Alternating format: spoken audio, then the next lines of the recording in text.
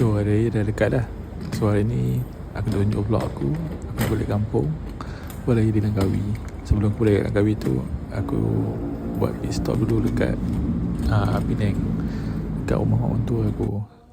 So ni adalah perjalanan aku daripada Sabah Jaya pergi ke Penang. Dia ambil masa dalam 4 jam, 5 jam macam tu lah, sebab ni memang jam. Ni aku dengan bini aku dah start standby. Kita orang nak gerak lah. Dia macam sesuaikan sikit depan kamera. Tapi dia okey je. Nampak tahu dia buat peace. Okey, jom kita bergerak pergi ke sana.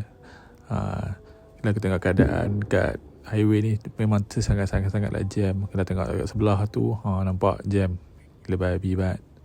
Nasib baiklah aku naik motor, kalau aku naik kereta ni mampu sangat nak jam ni. Ni makan masa dalam 8 jam gua ni.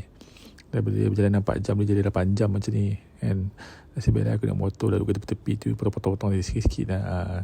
Ni aku dah masuk Terawang dah sampai Ipoh dah. Lagi berapa jam je nak sampai kat Penang. So inilah vlog aku. Okay lah, aku nak tidur dulu, aku nak rehat dulu. Esok aku nak sambung pula pergi ke Langkawi. Bye.